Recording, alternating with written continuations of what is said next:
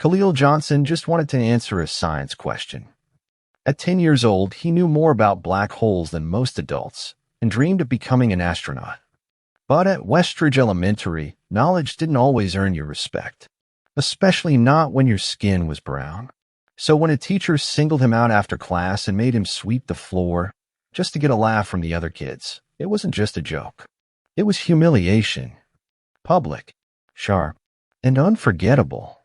What no one realized was who Khalil's father was, or what would happen when a quiet boy with stars in his eyes decided to fight back. Just before we start, are you the type who watches these while folding laundry or curled up in bed? Let us know below. This story gets surprisingly emotional. Stick around. And hey, make sure you're subscribed so you don't miss what's coming next. Khalil Johnson loved the stars. At 10 years old, he could name all the planets, recite facts about black holes, and explain why Pluto wasn't a planet anymore.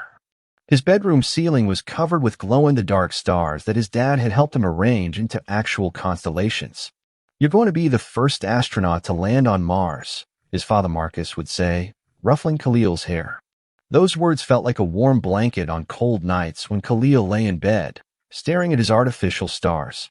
But at Westridge Elementary, those dreams felt millions of miles away. Khalil's hand shot up during science class. He knew the answer about the Earth's layers. He always knew. But Ms. Patterson's eyes swept past him, landing on Tyler instead. The mantle crust and, Tyler stammered. "Very good." Ms. Patterson beamed. Her silver-framed glasses caught the fluorescent lights as she nodded approvingly. Khalil's hand slowly sank back to his desk. His answer would have included the inner and outer cores, and that the mantle was the thickest layer. But that didn't matter now. This was the third time this week Ms. Patterson had ignored his raised hand. The sting was familiar, but never less painful. When the lunch bell rang, Khalil gathered his books, careful not to make eye contact with anyone. Being one of only 4 black students in 5th grade made him feel like he was constantly being watched. "Hey, space boy," Tyler called out as Khalil passed. "Still think NASA's gonna hire you?" Khalil kept walking, shoulders hunched, pretending not to hear. The hallway stretched before him like a gauntlet, buzzing with laughter and shouting. He fixed his eyes on the blue-speckled floor tiles, counting steps to the cafeteria. At home that evening, Khalil sat at the kitchen table while his father prepared dinner. The small 2-bedroom apartment smelled like garlic and onions as Marcus stirred a pot of chili. "How was school today, Rocket Man?" Marcus asked. Despite working long hours at what he described as pushing papers for grown-ups who should know better, Marcus always made time for dinner conversations. "It was okay," Khalil mumbled, tracing circles on his math worksheet. Marcus glanced over, his forehead wrinkling. "Just okay?" Khalil nodded, not meeting his father's eyes. How could he explain that Ms. Patterson made him feel smaller than an atom? That he sometimes wished he could disappear like light into a black hole? "Dad, do you think I'm smart enough to be an astronaut?" Marcus set down his wooden spoon and turned fully toward his son. "Khalil Johnson, you are brilliant. Don't let anyone ever make you question that." Khalil nodded, but didn't speak. His father didn't understand what it was like at Westridge. How Ms. Patterson's eyes narrowed when he spoke up in class. How she praised white students for answers less complete than his. That night, after dinner, Khalil helped wash dishes while Marcus shuffled through a stack of important-looking papers at the table. "Big changes coming, son," Marcus said mysteriously, a smile playing at the corners of his mouth. "Can't talk about it yet, but things are about to get better for us." Khalil nodded, wondering what his father meant. Marcus had been taking more phone calls lately, disappearing into his bedroom to speak in his serious voice. As he dried the last plate, Khalil pictured tomorrow's science test. He'd studied hard. Maybe if he got a perfect score, Miss Patterson would finally see him, really see him. Maybe she'd stop looking through him like he was made of glass. Lying in bed that night, Khalil stared up at his stars. One day, he promised himself, he'd be among real ones. Far away from Westridge Elementary and Ms. Patterson's dismissive glances. He'd show everyone what he was capable of. But first, he had to survive 5th grade. What Khalil couldn't know was that tomorrow wouldn't just be another day of being invisible. Tomorrow, Ms. Patterson would finally see him, but in the worst possible way. The science test papers landed on desks with soft thuds. Ms. Patterson moved through the rows, her heels clicking rhythmically against the linoleum floor. When she reached Khalil's desk, her hand hesitated. Her lips pressed into a thin line. "Mr. Johnson," she said, voice carrying across the suddenly quiet classroom. "See me after class." Khalil's stomach twisted as he flipped over his test. A red 97% stared back at him. He'd missed only one question. Confused, he glanced toward Tyler's desk. The boy was grinning at his B+ while receiving a pat on the shoulder from Ms. Patterson. When the bell rang, students rushed out for recess. Khalil approached Ms. Patterson's desk, test paper clutched tightly in his sweating hand. "You wanted to see me, Ms. Patterson?" She looked up, eyebrows arched high above her glasses. "Yes. This test score is surprising. I studied really hard," Khalil said, hope rising in his chest. Was she finally going to recognize his work? Ms. Patterson's mouth twitched. "Perhaps too perfect? I wonder if you had help." The accusation hit Khalil like a physical blow. "No, ma'am. I didn't cheat. I just know about space and I'm going to be watching you very closely, Khalil." She cut him off, her voice sharp as a paper edge. "Very closely." The classroom door banged open. Tyler and two other boys tumbled in, laughing and shoving each other. Behind them trailed Emma Collins, a quiet girl with red hair who sat near the windows. "Boys." Miss Patterson stood up. "What's happened here?" Tyler pointed to a science project display that had toppled over, soil and grass seedlings scattered across the floor. "Sorry, Miss Patterson. We were just playing and bumped into it." Khalil recognized the ruined project as Zoe's experiment on plant growth. She'd worked on it for weeks. Miss Patterson sighed dramatically. "This needs to be cleaned up before next period." Her eyes landed on Khalil, still standing by her desk. Her lips curved into a smile that didn't reach her eyes. "Khalil, you're still here. Perfect timing. You can clean this up." "But I didn't," Khalil started. "Are you refusing?" Miss Patterson's voice turned icy. "Perhaps you'd prefer discussing your test score with the principal instead?" The threat hung in the air between them. Tyler snickered behind his hand. "No, ma'am," Khalil whispered, his voice barely audible. Miss Patterson pointed to the janitor's closet. "There's a broom and dustpan in there. Get to work." The next few minutes stretched like hours. Khalil swept soil while Tyler and his friends watched, whispering and laughing. Emma hovered by the door, her face troubled. When Khalil kneeled to pick up broken plant stems, Tyler kicked more dirt onto the pile he just swept.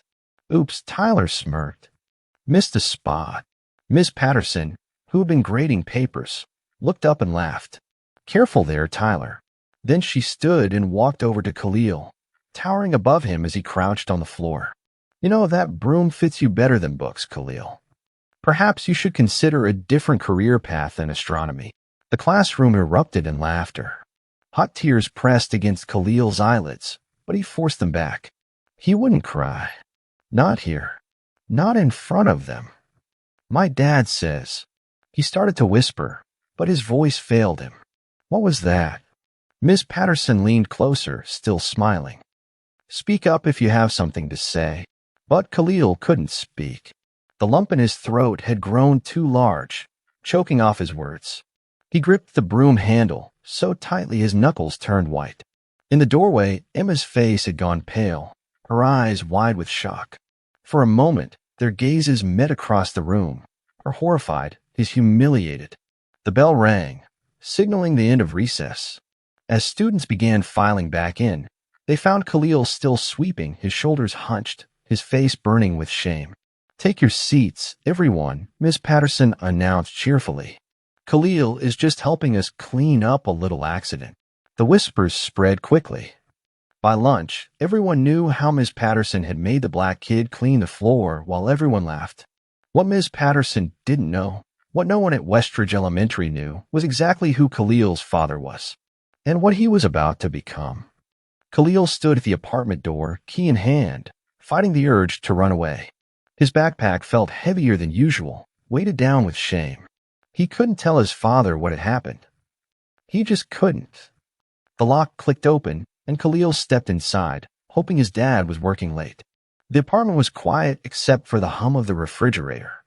"That you, Rocket Man?" Marcus called from the kitchen. Khalil's heart sank. "Yeah, Dad." Marcus appeared in the hallway, dish towel thrown over his shoulder. His smile faded when he saw his son's face. "What happened?" he asked, voice instantly serious. "Nothing," Khalil mumbled, dropping his backpack and heading toward his room. Marcus gently caught his son's arm. "Hey now, that doesn't look like nothing to me." Khalil stared at the floor, counting the swirls in the worn carpet. 1, 2, 3. If he could just make it to 10 without crying. "She made me clean the floor," he whispered, voice cracking on the last word. "Who did?" "Ms. Patterson." In front of everyone. The dam broke. Words tumbled out between ragged breaths. "Tyler knocked over a project, and she made me clean it up, even though I didn't do anything. And she said the broom fits me better than books," and everyone laughed, and Marcus kneeled down, hands on Khalil's shoulders. His face had hardened into something Khalil had never seen before, like granite, unyielding and cold. "She said what to you?" Khalil repeated the teacher's words, each one burning his throat like acid. Marcus stood slowly, walking to the kitchen in measured steps. Khalil followed, watching his father grip the counter edge so tightly his knuckles blanched. "Dad, are you mad at me?" Marcus turned, shock replacing anger. "At you?" "No, son. Never." He pulled Khalil into a tight hug. "I'm mad at Ms. Patterson. And at myself for not realizing what was happening at that school." They sat at the kitchen table, Marcus listening as Khalil described the months of being overlooked, the subtle dismissals, the way Ms. Patterson treated the few black students differently. "I thought if I just worked harder, got perfect grades," Khalil whispered. Marcus closed his eyes briefly. When he opened them, they shone with fierce determination. "Khalil, remember what I've been telling you about changes coming? It's time you knew." He reached for a folder on the counter. 2 weeks ago, the governor appointed me to the State Board of Education. Khalil blinked, confused. "What does that mean?" "It means I'll be helping make rules for all the schools in our state, making sure they're fair for everyone." Marcus's voice grew gentle. "Including what happens when teachers aren't treating students right." "You're going to get Ms. Patterson fired?" Khalil asked, eyes wide. Marcus shook his head. "This isn't about revenge, son. It's about justice, about fixing what's broken. But first, we need to document everything." He pulled out a small notebook and pen, sliding them across the table to Khalil. "I want you to write down everything that happens. Dates, times, what was said. Can you do that for me?" Khalil nodded, running his fingers over the notebook's smooth cover. "And tomorrow," Marcus continued, "I'm going to request a meeting with Ms. Patterson and Principal Davis. But I'm not going as a state board member yet. My appointment doesn't become public until next month. For now, I'm just going as your dad. Why not tell them who you are?" Khalil asked. Marcus's expression was thoughtful. "Because I want to see how they treat us when they think we have no power. That tells me everything I need to know about the school." Later that night, after dinner, Khalil sat cross-legged on his bed, filling the first pages of his notebook. He described today's humiliation, then worked backward, recalling other incidents he tried to forget. A soft knock interrupted his writing. Marcus entered, carrying a mug of hot chocolate. "You doing okay, Rocket Man?" Khalil nodded, accepting the warm mug. "Dad, why do people treat us different?" Marcus sat beside him on the bed, choosing his words carefully. "Some people are taught fears and lies that make them see differences instead of people. But that's their problem, not yours. Your job is to shine so bright they can't ignore you." "Like a supernova?" Khalil asked, a small smile forming. "Exactly like a supernova." Marcus ruffled his son's hair. "Now get some sleep. Tomorrow is going to be a big day." As Marcus turned out the light, Khalil looked up at his glow-in-the-dark stars. For the first time since the incident, he felt something other than shame. Something warm and determined, spreading through his chest like light. Miss Patterson thought she knew who he was. She thought she knew what he could be. She was about to learn how wrong she was. The next morning, Khalil walked into class with his head held higher. The notebook in his backpack felt like a shield, each documented incident ammunition against whatever might come next. "Good morning, Khalil," Emma said quietly as he sat down. Her freckled face was serious, her green eyes concerned. "What Ms. Patterson did yesterday wasn't right." Khalil stared at her, surprised. Emma had never really spoken to him before. "Thanks," he managed to say before Ms. Patterson swept into the room, silencing all conversation. Throughout math lesson, Khalil noticed things he'd previously tried to ignore. How Ms. Patterson called on white students even when their hands weren't raised, but ignored the raised hands of Zach and Amara, the other black students in class. How she praised mediocre answers from some while demanding perfection from others. When Khalil correctly answered a difficult fraction problem, Ms. Patterson's smile tightened. "Lucky guess," she said dismissively, already turning toward another student. Khalil wrote it down in his notebook under the desk. Time, date, what was said. At lunch, Khalil sat alone as usual. He was halfway through his sandwich when Emma appeared, tray in hand. "Can I sit here?" she asked. Khalil nodded, confused by this sudden attention. Emma glanced around before leaning forward. "I've seen how Ms. Patterson treats you," she whispered. "My mom's a teacher at the middle school. She says what Ms. Patterson did would get her in big trouble there. My dad's meeting with her after school today," Khalil said. Emma's eyes widened. "Really? Ms. Patterson hates parent meetings. She made Zach cry last time his mom came in," Khalil remembered. "Zach had missed school for a week afterward." "My dad's different," Khalil said, feeling a surge of pride. "He doesn't get scared easily." After lunch, during silent reading time, Khalil caught Miss Patterson watching him with narrowed eyes. When he reached for his notebook to record a new observation, she appeared beside his desk like a sudden storm. "What are you writing, Khalil?" Her voice carried across the silent classroom. "That doesn't look like our assigned reading." 24 heads swiveled to stare at him. "It's just notes," Khalil said, heart hammering against his ribs. Miss Patterson held out her hand. "Let me see." Panic flashed through Khalil. If she took his notebook, saw what he'd written. "It's private," he said, voice barely audible. Miss Patterson's nostrils flared. "Nothing is private in my classroom." "Hand it over." Khalil clutched the notebook tighter. "My dad said I need to keep it with me." Something flickered across Miss Patterson's face, annoyance, maybe concern. "Your father has no authority in my classroom." "The notebook, now, or you'll be visiting Principal Davis." The classroom was tomb silent. Khalil thought of his father's words, "Document everything."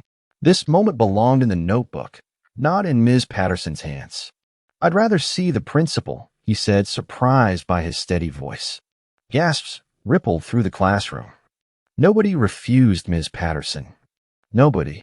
"Fine," she snapped, writing out a discipline slip. "Take this to the office.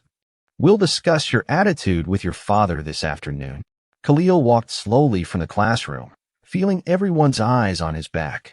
Once in the empty hallway, he let out a shaky breath. Instead of fear, he felt something new blooming in his chest. Something that felt like power. In the principal's office, the secretary glanced at his slip and sighed. "Have a seat, Khalil. Mr. Davis will see you shortly." Khalil sat, opening his notebook to record what had just happened.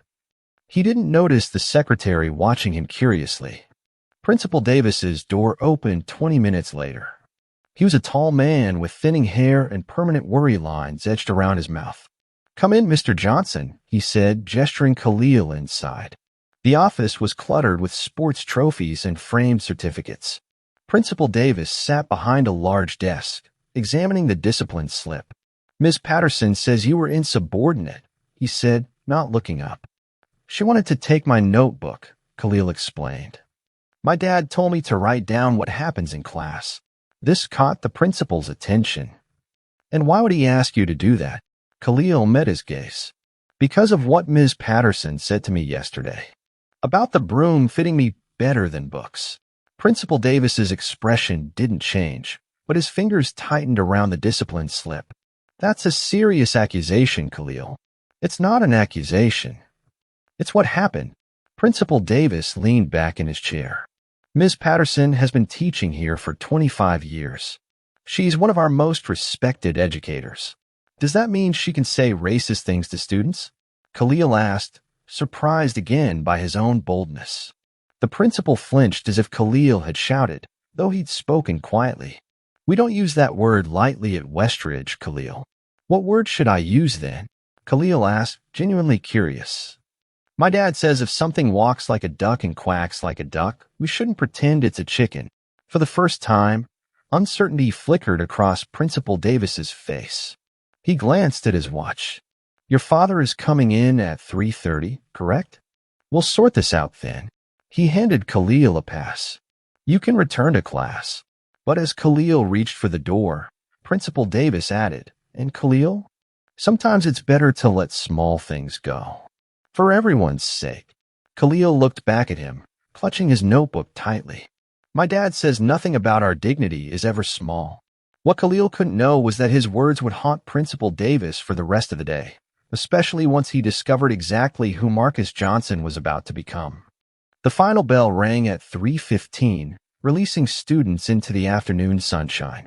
Khalil lingered at his desk, organizing his backpack with deliberate slowness. The meeting with his father, Ms. Patterson, and Principal Davis was scheduled for 3:30. Good luck, Emma whispered as she passed his desk. My mom says to remember they work for us, not the other way around. Khalil nodded, grateful for her unexpected support. Ms. Patterson glanced at the wall clock. Khalil, wait in the hallway for your father. I need to prepare for our meeting. In the empty corridor, Khalil leaned against the cool lockers, rehearsing in his mind how he would describe today's notebook incident. A door opened down the hall, and his father appeared, walking alongside the school secretary. Marcus Johnson walked differently at school than he did at home. His back was straighter, his steps measured and confident. He wore a crisp blue suit that Khalil had only seen him wear for special occasions. There's my rocket man, Marcus said, voice warm as he approached. You ready for this? Khalil nodded, comforted by his father's steady presence. Remember, Marcus said quietly, kneeling to meet Khalil's eyes. This isn't just about you. It's about every student who might face what you did. We're changing things today, one step at a time. The three of them, father, son, and secretary, walked to Principal Davis's office, where Ms. Patterson was already seated. Her smile faltered slightly when she saw Marcus in his suit, briefcase in hand. Mr. Johnson, thank you for coming. Principal Davis stood, extending his hand. I'm Robert Davis. Marcus Johnson, Khalil's father replied, his handshake firm. I understand we have some concerns to discuss about my son's experience in Ms. Patterson's class. They all sat, Principal Davis behind his desk, Ms. Patterson to his right, Marcus and Khalil facing them. The power dynamics were clear, 2 against 2, authority against complainants. Principal Davis cleared his throat. We wanted to discuss an incident today where Khalil refused to follow Ms. Patterson's instructions regarding a personal notebook. Marcus nodded. Yes, the notebook I asked him to keep, to document his daily experiences in class. Ms. Patterson's eyebrows rose. May I ask why you felt that was necessary, Mr. Johnson? Certainly.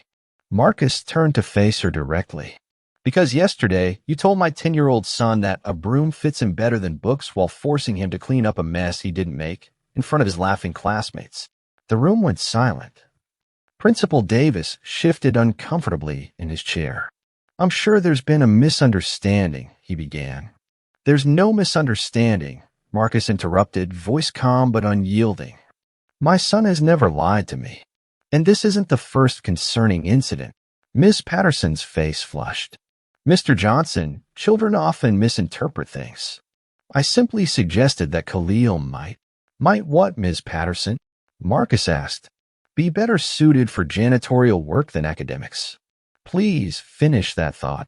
She pressed her lips together, glancing at Principal Davis for support. Mr. Johnson, Principal Davis interjected. Ms. Patterson is one of our most experienced teachers. Her students consistently perform above district averages on standardized tests. And that excuses racist comments to a child? Marcus asked, still calm. Principal Davis winced. That's a very serious accusation. It is, Marcus agreed. Which is why I've asked Khalil to document everything. He turned to his son. Khalil, would you share what's in your notebook? Khalil opened to his first page, hands trembling slightly. Yesterday, April 15th, 1:15 p.m. Miss Patterson made me sweep the floor after Tyler knocked over Zoe's plant project. She said, "That broom fits you better than books, Khalil. Perhaps you should consider a different career path than astronomy." Then everyone laughed. Miss Patterson's face had gone pale. He's taking things out of context. Then please provide the context where that statement would be appropriate, Marcus said. When she didn't answer, he continued. Khalil, what else do you have written down? Khalil turned the page. April 10th, science class. I raised my hand 6 times. Miss Patterson called on me 0 times. She called on Tyler 4 times, even when his hand wasn't up. That's ridiculous, Miss Patterson sputtered. I can't possibly count how many times each student raises their hand. April 8th, Khalil continued, gaining confidence. Miss Patterson returned our math tests. Mine had 97%. She told me it was surprisingly good and asked if someone helped me. Tyler got 82% and she said, excellent work, and gave him a sticker. Principal Davis leaned forward. Mr. Johnson, surely you understand these observations are subjective. Children often perceive. What I understand, Marcus interrupted, is that my son comes home eager to learn about space, asking complex questions about black holes and neutron stars. Yet in this classroom, he's made to feel that a broom is a more appropriate tool for him than a book. He opened his briefcase, removing a folder. I've been researching Westridge's disciplinary records. Black students are 4 times more likely to be sent to the principal's office than white students. They receive lower grades across the board, except in classes taught by Ms. Rodriguez and Mr. Washington. Principal Davis paled. How did you access those records? Public records request, Marcus replied smoothly. I'm particularly interested in education equity. It's something of a professional focus. And what exactly is your profession, Mr. Johnson? Miss Patterson asked, an edge of condescension still in her voice. Marcus paused, looking directly at her. Currently, I work in state government. But as of next month, I'll be serving on the State Board of Education, overseeing district compliance with anti-discrimination policies, among other things. The color drained from both educators' faces. The State Board, Principal Davis repeated weakly. Yes, which is why I find this situation particularly troubling. Marcus's voice remained measured. I'm not here as a board member today. I'm here as Khalil's father, asking how you plan to address what happened and ensure it never happens again to any student. The atmosphere in the room had shifted dramatically. Principal Davis tugged at his collar. Mr. Johnson, I assure you we take these concerns very seriously. Perhaps we could schedule a follow-up meeting to discuss appropriate. I think now is appropriate, Marcus said. My son was humiliated yesterday. I'd like to know what happens next. What neither Khalil nor his father could have anticipated was Ms. Patterson's next move, one that would change everything at Westridge Elementary. Miss Patterson's hands trembled as she reached for her purse. I think I should remove myself from this conversation, she said, voice strained. Clearly, the Johnson family has decided I'm the enemy here. Principal Davis looked alarmed.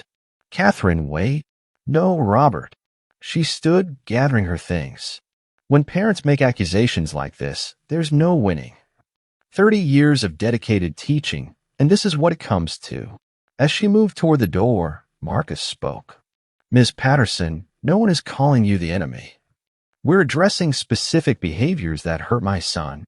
She paused, hand on the doorknob, turning back with unexpected heat in her eyes. You have no idea the challenges of teaching today's children.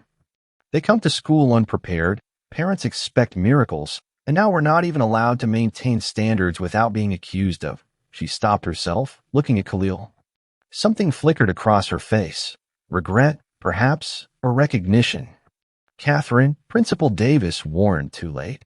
I apologize if my words were misinterpreted, she said stiffly. But Khalil has been struggling in my class. His attitude. My son has a 97% average in your class, Marcus interrupted. Test scores aren't everything, she countered. His classroom participation is limited because you consistently ignore his raised hand, Marcus finished.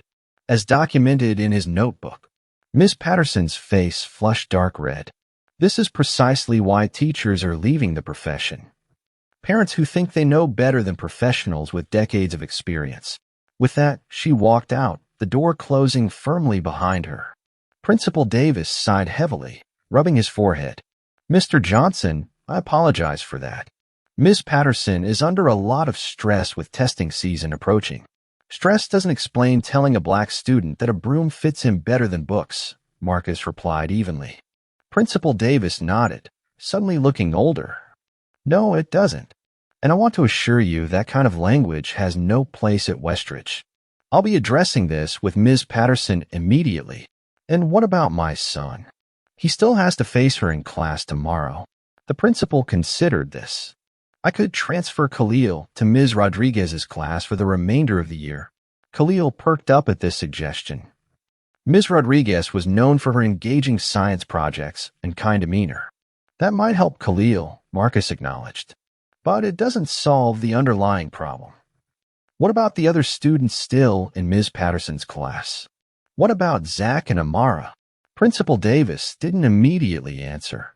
Finally, he said, I'll need to report this incident to the superintendent. There will be an investigation into Ms. Patterson's classroom practices. Good, Marcus said. I'll expect updates on that process. As they prepared to leave, Principal Davis asked hesitantly, Mr. Johnson, about your appointment to the state board, will this incident be something you'll be discussing there? Marcus stood, straightening his tie. My focus on the board will be ensuring every student in our state receives an equitable education. This experience with my son certainly informs that mission. The walk home was quiet, both father and son processing what had happened. Finally, Khalil spoke. Dad, did I get Ms. Patterson fired? Marcus put his arm around Khalil's shoulders. No, son. If Ms. Patterson loses her job, it will be because of her own actions, not because you spoke the truth. The next morning, Khalil approached his classroom with trepidation. Would Ms. Patterson be there?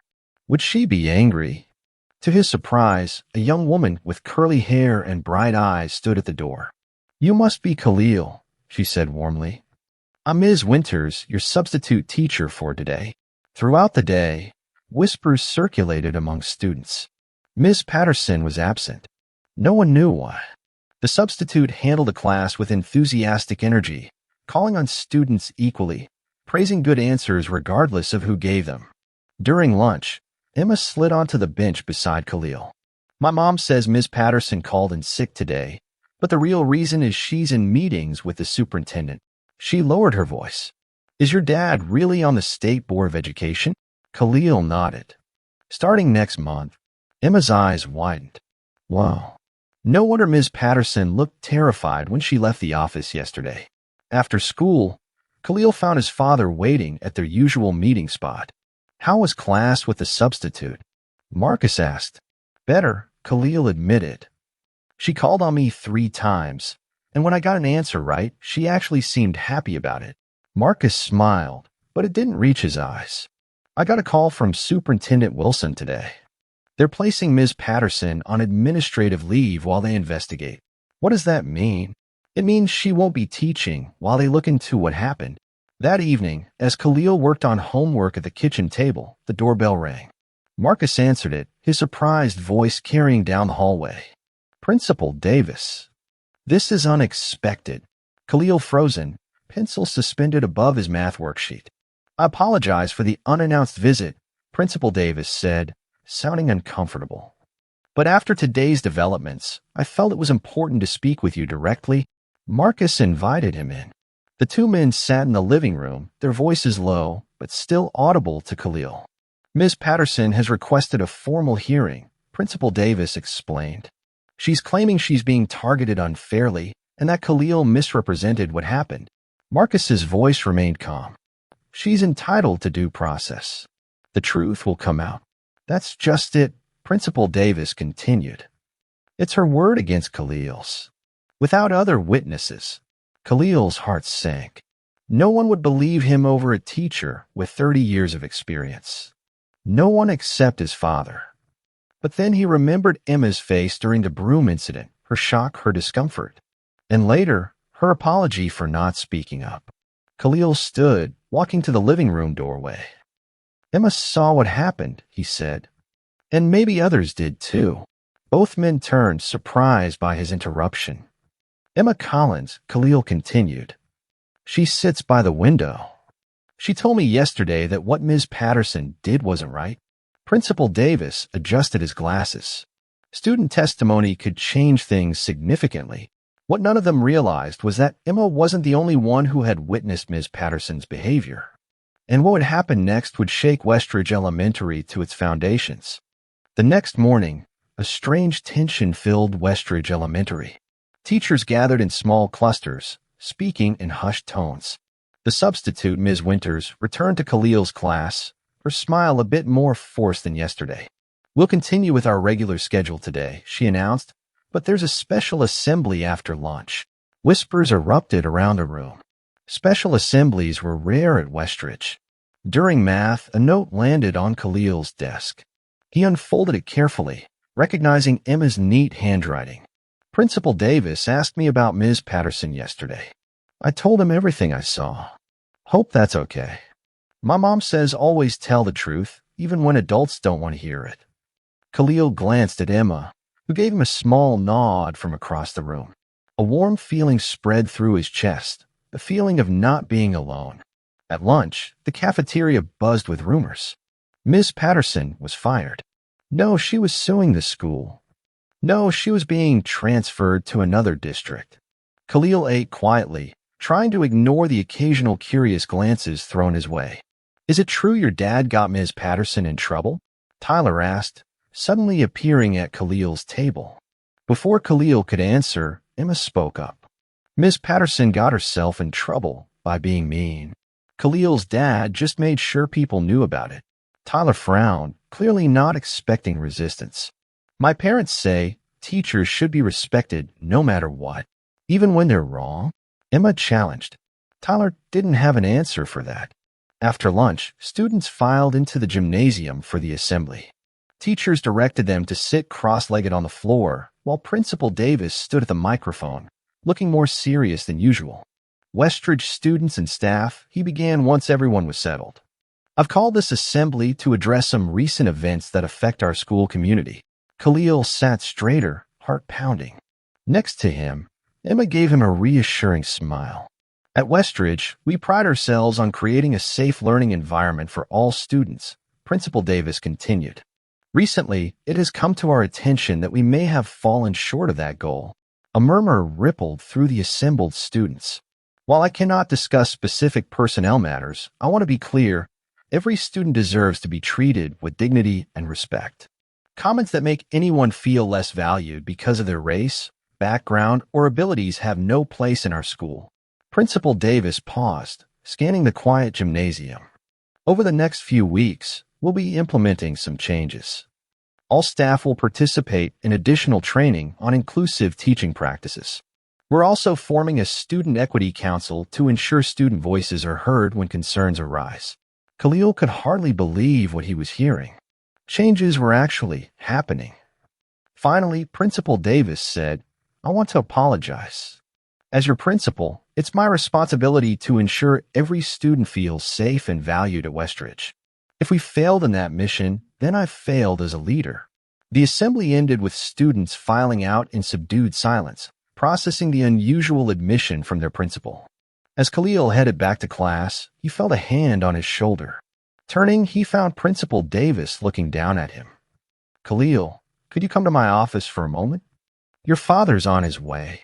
Anxiety fluttered in Khalil's stomach as he followed the principal. Had something gone wrong? Was he in trouble after all?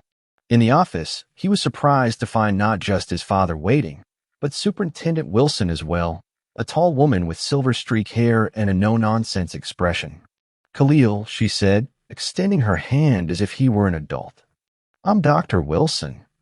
I've heard a lot about you. Marcus placed a reassuring hand on Khalil's shoulder. Dr. Wilson wanted to speak with you directly, son. The superintendent sat across from Khalil, her expression serious but kind. Your father shared what happened with Ms. Patterson. But I'd like to hear it from you, if that's okay. Khalil glanced at his father, who nodded encouragingly.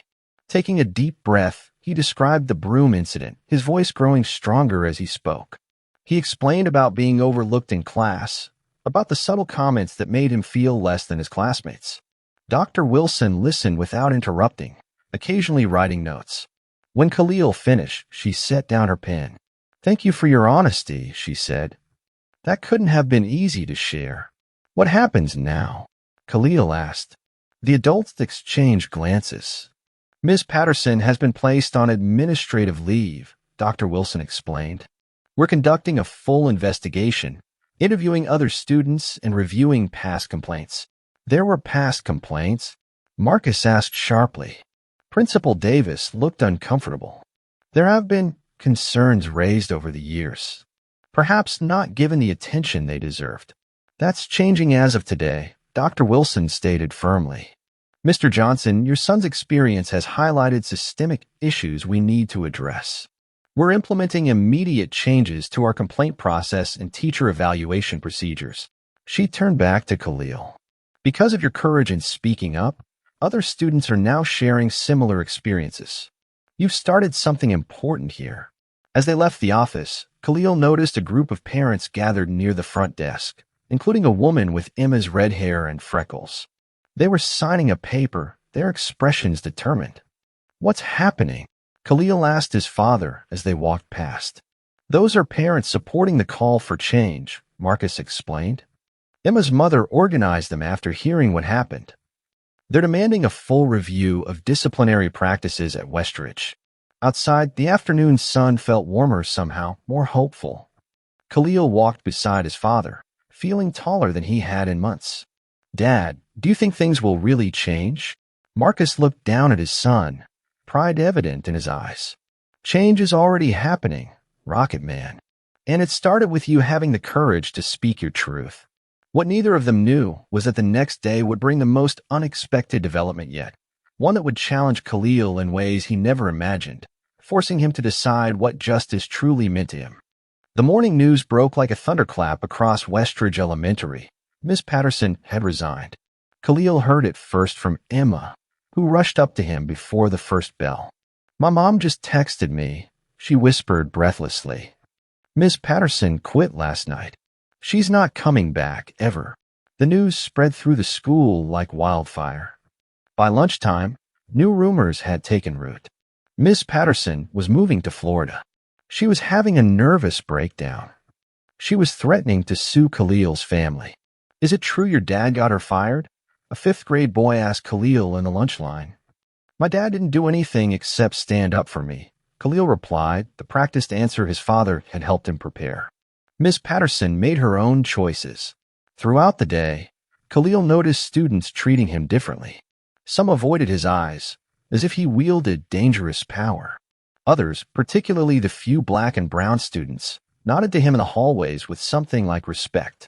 Ms. Winters announced she would be their teacher until the end of the year. We've got 8 weeks left together, she said brightly. Let's make them count. After school, Marcus was waiting as usual, leaning against the fence with his phone in hand. His face looked troubled. Everything okay, Dad? Khalil asked as they began walking home. Just fine, Rocket Man. But his smile didn't reach his eyes. How was school? Everyone knows Ms. Patterson resigned, Khalil said. They keep asking me questions. Marcus nodded slowly. That's to be expected. You've become part of a big change at your school. People are going to be curious. They walked in silence for a block before Marcus spoke again. Khalil, there's something we need to discuss. Miss Patterson has requested to meet with us. Khalil froze mid-step. With me? Why? She says she wants to apologize in person. Marcus studied his son's reaction carefully. I told her I'd discuss it with you first. This is your decision. Khalil's stomach twisted. The idea of facing Ms. Patterson again made his palms sweat. Do I have to? Absolutely not. Marcus was quick to answer. You don't owe her anything, least of all your time or forgiveness. They continued walking, Khalil's mind racing. What would Ms. Patterson say? Would she still look at him with that dismissive expression? Would she try to make excuses? What do you think I should do? He finally asked. Marcus considered before answering. I think there's value in hearing people take responsibility for their mistakes. But I also believe in protecting your peace. Whatever you decide, I'll support you. That evening, Khalil sat at his desk, staring up at his constellation of stars. His notebook lay open, filled with documented incidents from Ms. Patterson's class. He traced his fingers over the words, remembering how small he'd felt, how powerless. But he didn't feel powerless anymore. After dinner, he found his father reading in the living room. Dad, I think I want to meet with Ms. Patterson. Marcus looked up surprised. Are you sure? Khalil nodded slowly. I want to hear what she has to say. But will you be there too? Every second, Marcus promised. The meeting was arranged for Saturday morning at the public library, neutral ground for both parties. As they approached the building, Khalil's courage wavered. We can leave any time you want, Marcus reminded him, sensing his son's anxiety. Just say the word. Inside, Ms. Patterson waited at a corner table, almost unrecognizable without her usual classroom confidence. Her shoulders were hunched, her face drawn. She looked up as they approached, rising awkwardly to her feet. Khalil, Mr. Johnson. Thank you for coming. Her voice was subdued, missing its classroom authority. They sat across from her, Marcus's protective presence steady beside Khalil. I appreciate you agreeing to meet, Ms. Patterson began, hands clasped tightly on the table. What I did was inexcusable. The comment about the broom, it was cruel and thoughtless. She looked directly at Khalil, her eyes red-rimmed. I've been teaching for 30 years. Somewhere along the way, I stopped seeing students as individuals. I started seeing them as test scores, behavior problems, or successes that reflected on me. Khalil listened, surprised by her honesty. When you consistently raised your hand with the right answers, it challenged my assumptions. She stumbled over the word. Instead of celebrating your intelligence, I felt threatened by it. That's my failing, not yours. She reached into her bag, pulling out a folder. These are your assignments from this year. Perfect scores on nearly everything, with comments I never shared with you. She slid the folder across the table. You're extraordinarily bright, Khalil. You could absolutely be an astronaut, or anything else you set your mind to. Khalil opened the folder, seeing his work covered with notes he'd never seen, exceptional analysis, remarkable insight, advanced understanding. Why didn't you ever tell me these things? He asked, confusion and hurt in his voice. Ms. Patterson's shoulders sagged further. Because I wasn't being the teacher you deserved. The investigation uncovered patterns in my grading and discipline that I never consciously acknowledged. Her voice broke. I'm attending diversity training now, trying to understand my biases. It's not your job to educate me or forgive me. I just want you to know that you've changed how I see myself as an educator. Marcus, who had remained silent, finally spoke. What are your plans now, Ms. Patterson? I'm not sure, she admitted. Teaching has been my life. But perhaps it's time for me to step back and determine if I can still serve students effectively. She looked at Khalil again. Your courage forced me to face uncomfortable truths about myself. For that, I'm grateful, even through the pain. As they left the library, Khalil felt strangely light, as if a weight had lifted from his shoulders. Dad, do you think she meant what she said? Marcus considered the question. I think she's beginning to understand the impact of her actions. True change takes time and commitment. Will she teach again? That depends on her journey, Marcus said thoughtfully. People can grow and do better, but they need to earn second chances through their actions, not just words. The following Monday, Khalil returned to school with a new perspective. The whispers continued, but they affected him less. In Ms. Winter's class, he raised his hand confidently, answered questions thoughtfully, and even helped other students who struggled with concepts he understood. During science, they began a unit on astronomy. Ms. Winters brought out a model of the solar system, asking for a volunteer to explain planetary orbits. Khalil's hand shot up immediately, alongside several others.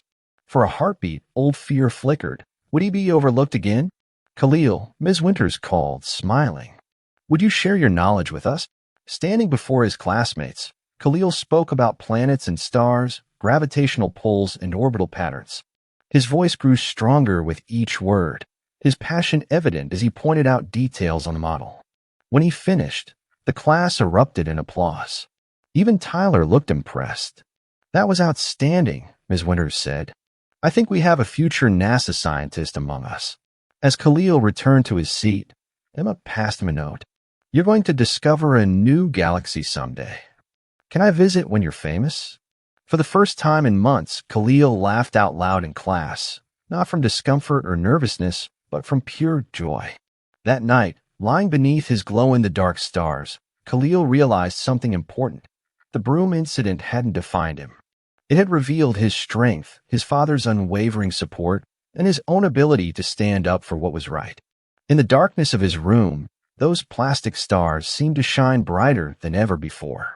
One day, Khalil knew he would see real ones up close. And nothing, not Ms. Patterson, not anyone, could sweep that dream away. As spring bloomed across Westridge Elementary's playground, changes blossomed within the school's walls.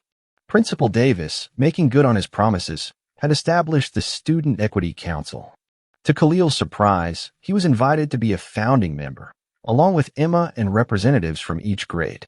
We need students who aren't afraid to speak truth, Principal Davis explained during their first meeting. Your experiences will help shape policies that affect everyone. The last weeks of 5th grade transformed into something Khalil couldn't have imagined in Ms. Patterson's classroom. Ms. Winters encouraged questions, celebrated diverse perspectives, and created space for every voice. For science projects, she paired students who wouldn't normally interact, deliberately crossing social boundaries. My dad says the school board is watching Westridge like hawks now, Emma told Khalil as they collaborated on their volcano model. Your dad's appointment to the state board made everyone nervous about discrimination complaints. Khalil mixed red food coloring into their baking soda solution. My dad says systems only change when people inside them get uncomfortable enough to look at themselves honestly. Your dad sounds really smart, Emma said, carefully painting the volcano's sides. He is, Khalil agreed proudly. He says what happened with Ms. Patterson isn't just about one teacher or one student. It's about patterns we don't always see until someone points them out. The Friday before the science fair, Marcus received a call from Superintendent Wilson. That evening, he sat with Khalil at their kitchen table, expression serious. The district has completed its investigation into Ms. Patterson and Westridge's disciplinary practices, he explained. They found significant disparities in how students of different backgrounds were treated, not just by Ms. Patterson, but throughout the school. Khalil absorbed this information, thinking of Zach, Amara, and other students who'd faced similar treatment. What happens now? Big changes, Marcus said. Mandatory training for all staff. New hiring practices to increase teacher diversity. A committee to review disciplinary actions for bias. He smiled slightly. And they've asked me to help design some of these initiatives. Because you're on the state board, partly, Marcus acknowledged. But mostly because I'm your dad, and I wouldn't stop pushing for change. The science fair transformed the gymnasium into a wonderland of discovery. Student projects lined tables as parents and teachers wandered through, asking questions and offering praise. Khalil and Emma stood proudly beside their volcano model, enhanced with actual geological cross-sections and a detailed explanation of magma chambers. Ms. Winters stopped by their display, clipboard in hand. This is exceptional work, you two. The attention to scientific detail while maintaining visual impact. Very impressive. As she moved to the next project, Khalil noticed a familiar face across the room. Ms. Patterson stood near the entrance, hesitant and out of place among the bustling crowd. She caught his eye briefly, then looked away. That's Ms. Patterson, Emma whispered, following his gaze. I wonder why she's here, Khalil said. They watched as Principal Davis approached her. Their conversation appeared brief but cordial before Ms. Patterson made her way toward the exit. As she passed near their table, she paused, seeming to gather courage before approaching. "Hello, Khalil, Emma," she said softly. "Your volcano is quite impressive." "Thank you," Khalil replied, surprised by her presence. She glanced at their detailed explanation cards. "You've included information about pyroclastic flows. That's advanced material." Khalil knew all about them already, Emma said. "He taught me everything." Ms. Patterson nodded, a sad smile ghosting across her face.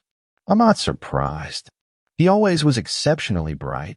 She hesitated, then added, "I just wanted to see the science fair. I've attended every year for 3 decades." Without waiting for a response, she continued toward the exit.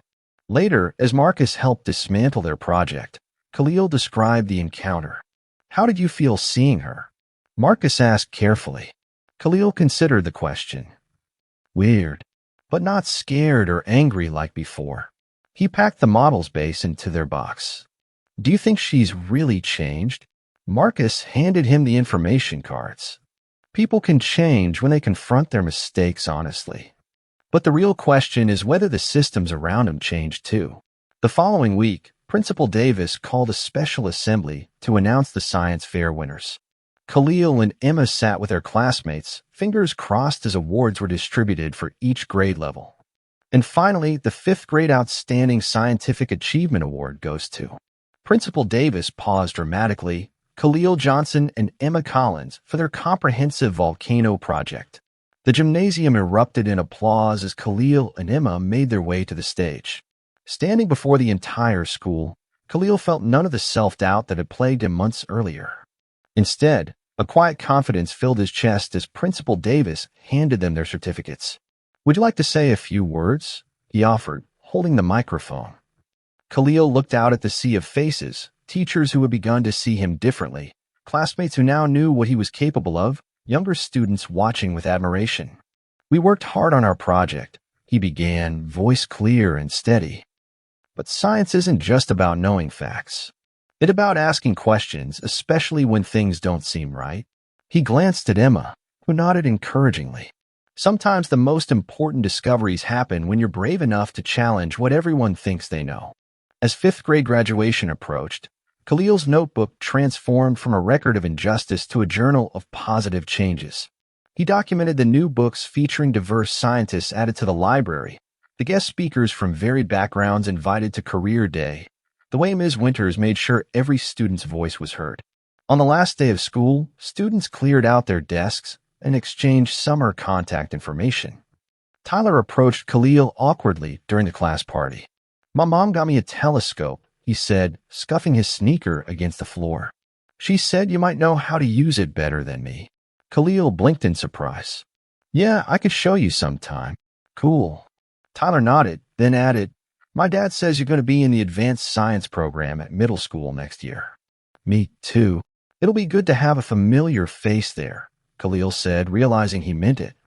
As students filed out for the final time, many stopped to hug Ms. Winters. When Khalil's turn came, she held him by the shoulders, looking at him intently. "You're going to change the world someday, Khalil Johnson," she said. "And I'll be watching the news saying, 'That boy was in my class once.'" Outside, Marcus waited with a small wrapped package. "Graduation gift," he explained as they walked home. "Though you might want it now rather than later."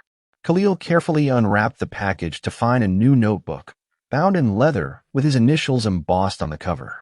Inside, on the first page, his father had written, "For Khalil Johnson, future astronaut and current changemaker. May you always use your voice to reach for the stars." "It's perfect," Khalil whispered, running his fingers over the smooth pages. That evening, they celebrated with ice cream on their small balcony. The first stars were appearing in the deepening blue sky, pinpricks of light against the vastness. "What are you thinking about?" Marcus asked, noticing his son's contemplative expression. "Ms. Patterson," Khalil admitted. "Do you think she learned something from what happened?" Marcus considered the question carefully. "I think she confronted truths about herself she'd been avoiding for years. That's the beginning of change." "The school changed too," Khalil pointed out. "Because of you," Marcus said proudly. "Your courage forced everyone to pay attention." Khalil shook his head. Not just me. You believe me. Emma spoke up. Other students shared their stories too. That's how change works, Marcus agreed. One voice becomes many, and systems that seemed permanent suddenly show their cracks. Above them, stars continued appearing, each one a distant sun with planets possibly circling in endless orbits. Khalil thought about gravity, how it held things in place, but also how it could slingshot objects into new trajectories when the conditions were right. Dad, he said softly, I think I know what kind of astronaut I want to be. What kind is that, Rocket Man? Khalil smiled, his eyes reflecting starlight. The kind who explores new worlds but always remembers where he came from. The kind who uses what he learns to make things better back on Earth. Marcus wrapped an arm around his son's shoulders, both of them gazing upward at possibilities as infinite as the universe itself. That, Marcus said, is exactly the kind of astronaut this world needs. That brings this story to a close. Khalil didn't fight with fists or shout to be heard. He held a notebook, not as a weapon, but as a way to protect his truth. In a world that tried to make him invisible, he chose to be seen, not through rage, but through courage. When others stayed quiet, he wrote. When they laughed, he stood taller. It wasn't just about a classroom or a broom. It was about what it means to know your worth, even when no one else sees it. And when one child finds his voice, it echoes farther than anyone expects. Do you think Ms. Patterson's apology was enough? Tell us in the comments. We're all ears. And if you made it this far, you clearly love powerful stories. Let's be real. You're not going to find this kind of storytelling anywhere else. Hit subscribe and click into the next one. We've got more waiting for you.